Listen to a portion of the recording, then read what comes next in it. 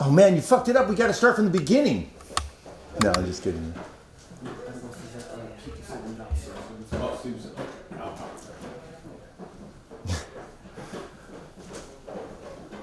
I first saw John with Dave Liebman's group in New York, and obviously he was a great guitar player from the very beginning.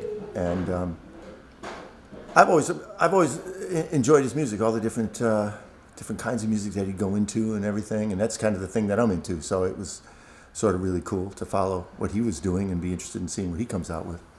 And it's interesting how he got the gig with Miles, because we were in Columbus, Ohio, at a sound check, and then the road manager, Jim Rose, says, you got to go to the house phone. Miles wants to talk to you. And so I got in the house phone, and he says, I want to have another guitar player tonight. Who you got? And I was thinking of a few different people, and I thought the first person for this situation would be John Scofield.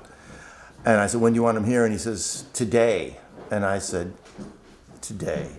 Okay. So I called him, and I said, Miles wants you here today. So can you get on a plane? So he did, because he was worried about Mike. And that's basically simple how it happened. And they both played together and played off each other. And it was cool. I mean, you know, in simple terms, that's pretty much what it was. He also states that same story on the back of the Star People record, I think, or whatever.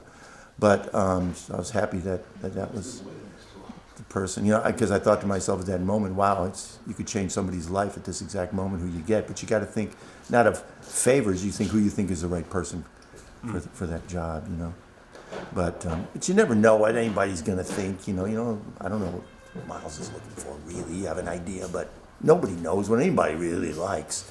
No, he's a nice guy, you know, plays his butt off, and he's a nice guy, you know, and it's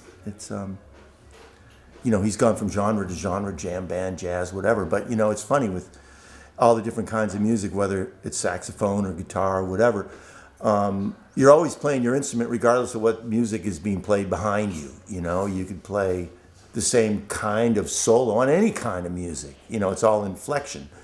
And so it's kind of interesting when you can go from like a funk or a jam band or a rock or a jazz, and an audience will say, wow, you're playing rock, or wow, you're playing jazz, when literally you're playing the same sort of improvisational language that you always do, but just the background changes.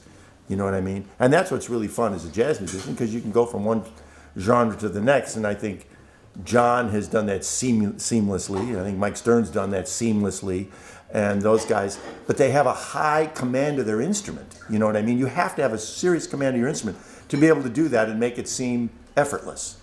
You know, because it's not effortless. It takes a lot of work to play jazz, you know.